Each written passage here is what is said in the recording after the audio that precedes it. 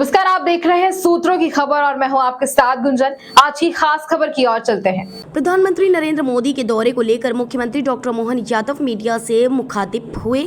उन्होंने बताया कि पीएम मोदी जब भी आए मध्य प्रदेश को नई सौगात देकर गए। पीएम ने मध्य प्रदेश को रेलवे में 15,500 करोड़ रुपए प्रतिवर्ष दिए।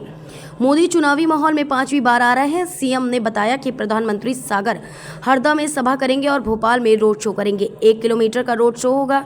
मोदी जी के स्वागत के लिए 200 मंच सजाए जाएंगे। मंच से मोदी जी पर पुष्प वर्षा होगी। डॉक्टर मोहन यादव ने कहा कि बिना शोर मोदी जी रोड शो करते हैं।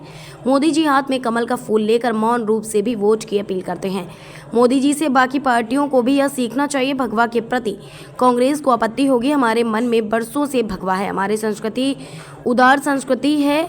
मुख्यमंत्री ने कहा कि दुल्हन की तरह भोपाल सजाया जाएगा। संघ ध्वनि के साथ मोदी जी का अभिनंदन होगा। सीएम ने कहा कि कांग्रेस का मैनिफेस्टो हमने देखा। कांग्रेस को पलटी मारने की आदत है। कांग्रेस ने जो मैनिफेस्टो में लिखा है उसके लिए देश के सामने जनता से माफी मांगना चाहिए। हनुमान जयंती की बधाई आशीष जी ने दी है। मेरी अपनी ओर से भी आपका स्वागत है, बधाई है।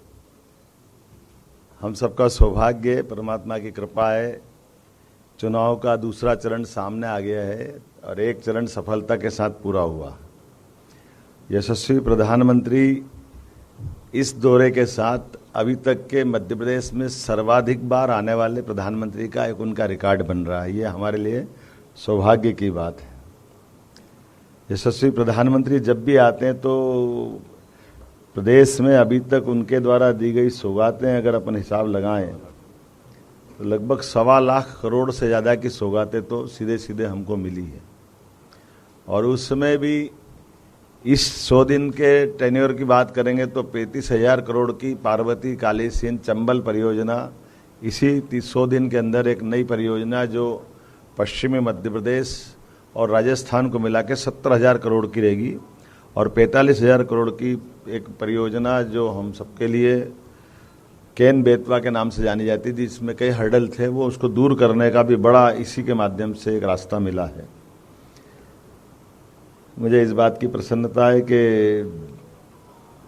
अक्टूबर 2014 में और ख़ास करके सब मिला करके 2 अक्टूबर 2023 में ग्वालियर में 19,000 करोड़ की ऐसे करके कई भूमि पूजन, लोकार्पण, शिलान्यास के पुराने रिकॉर्ड देखें, उसकी तुलना में नए रिकॉर्ड हम देखेंगे तो माननीय प्रधानमंत्री जी के सब क्षेत्रों में समान रूप से जितना ध्यान देना चाहिए थे मध्य प्रदेश का, जो हम स्लोगन चला रहे थे कि एमपी के मन में मोदी और मोदी के मन में एमपी। अकेले रेलवे का मैं बताना चाहूँगा कि रेलवे का 2013 के पहले 150 करोड़ रुपया मात्र हमारे राज्य को मिलता है। आज की स्थिति में 15,500 करोड़ रुपया रेलवे प्रतिवर्ष अपनी इन व्यवस्थाओं के लिए खर्च कर रही है। ये रिकॉर्ड बताता है कि हमारे लिए मध्य प्रदेश का केंद्र सरकार के लिए क्या महत्व है, मोदी जी का मध्य प्रदेश को लेकर क्या महत्व है।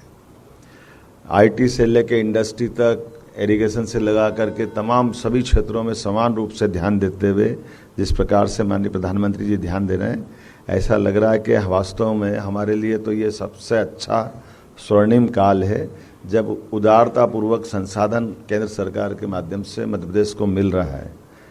चूँकि चुनाव की बेला है और चुनाव की बेला में अभी इसी आचार संहिता के बाद से लगातार 7 अप्रैल जबलपुर, 9 अप्रैल बालाघाट, 14 अप्रैल नर्मदापुरम, 19 अप्रैल दमोह लगातार, और ये अब हमारे यहाँ इसी माह जो कल आने वाले वो 5वीं बार आएंगे।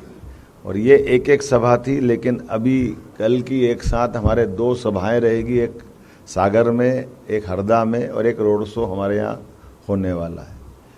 कितना अच्छा एक प्रयोग माननीय मोदी जी ने यह भी किया है कि हमारे पास बड़े महानगरों में, मैं जबलपुर में मौजूद था स्वयं, बगैर बोले भी भाजपा का प्रचार कैसे करते हैं ये रोड शो के माध्यम से उनने करके दिखाया है। मेरे हाथ में भी कमल का फूल दिया, उनने भी कमल के फूल का चिन्ह लिया और मुंह से एक शब्द नहीं बोला, लेकिन पूरे रोड शो में कमल के फूल की जो हमारी इस चुनाव में सबसे ज़्यादा प्रचार की ज़रूरत है, तो ये भी एक कितना एक अनुपम तरीका है कि हमारे रोड शो में अंदर की तरफ घुस करके अपनी बात भी पूरी कर दो और वो आम सभा के लायक सारा तामझाम भाषणबाजी वगैरह कुछ न करते हुए मौन रूप से भी अपने वोट की अपील करते हैं। ये यूनिक प्रयोग वाकई अद्भुत है। ये हमारे लिए महानगरों की तरफ से तो एक तरह से संदेश भी है कि प्रत्याशी का प्रचार भी हो जाए और भाजपा की बात भी हो जाए, और हमारे लिए ये जो आम सभाओं के लिए जो एक अनावश्यक बड़े महानगरों में कष्ट होता कि जगह की दिक्कत आती, संख्या की परेशानी आती है, लेकिन चुनाव के दरमियान ये बाकी पार्टियों को भी सीखने लायक प्रयोग है। मैं उम्मीद कर रहा हूं कि जिस प्रकार से मोदी जी आ रहे हैं और ये हमारे लिए भोपाल आना ही उनके लिए हमारे लिए सौभाग्य की बात है। राजा भोज की नगरी, रानी कमलापति की नगरी में भव्य रोड शो भी होगा। ये लगभग 1 किलोमीटर का होगा, जो मालवीय तिराहा रोड से प्रारंभ होकर रोशनपुरा पूरा करते हुए मेजर नानके चौराहे तक खुले रथ में वो जनता का अभिवादन करते हुए इस रोड शो को पूरा करेंगे। 200 से अधिक मंचों पर अलग अलग प्रकार से हमारे माननीय प्रधानमंत्री का अपने नागरिकगण अभिनंदन करेंगे। अपने अपने तरीके से विभिन्न समाजों के लोग, विभिन्न कलाकार, साधु संत, सभी प्रकार की तरह से जो एक हमारी भव्य परंपरा रही है अतीत में मध्य प्रदेश की, उस परंपरा के हिसाब से हम भव्य पुष्प वर्षा के साथ माननीय प्रधानमंत्री का स्वागत करेंगे। और जैसा कि कहा गया है, कांग्रेस ने जो बोलना बोले, उनको भगवा से आपत्ति हो सकती होगी, लेकिन हमने तो कहा कि भगवा के प्रति ऐसी आपत्ति होना, ये इस आपत्ति पे हमारी आपत्ति है कि इनके मन में जो होगा होगा, लेकिन हमारे मन में तो भगवा के लिए सदैव युगों युगों से भारत में हमारा अपना भगवा, भारत माता के अगर चिन्ह की कल्पना करें, भारत माता के चित्र की, तो उनके हाथ में ध्वज कौन सा है। और कोई भी हमारा देवालय उठा के देख लो, उस पर पताका अगर लहराएगी तो क्या लहराएगी। कोई भी साधु संत घर छोड़ के संन्यास ग्रहण करता है। तो हमारे यहाँ तो सूर्य आधारित संस्कृति है, तो जो त्यागमय संस्कृति है, वैराग्य की संस्कृति है, उदार संस्कृति है, सबको समाहित करने वाली संस्कृति है, इसके प्रति नफरत ये कतई बर्दाश्त नहीं की जाएगी। इसलिए हमने कहा भगवामय ये रोड शो रहेगा। हमारे अपने मन में जो भाव है उसको प्रकटीकरण में हमें कोई संकोच नहीं है। दुल्हन की तरह भोपाल सजेगा। सभी वर्ग की महिलाएं, पुरुष जो आरती उतारते हुए हमारी परंपरा है।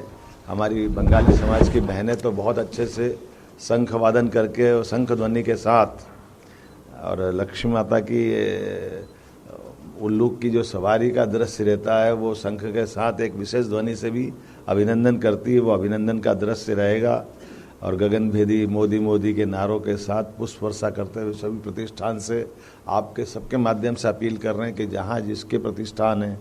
इसी तरह की तमाम ताज़ा खबरों के अपडेट्स के लिए सूत्रों की खबर पर बने रहिए हमारे साथ। नमस्कार।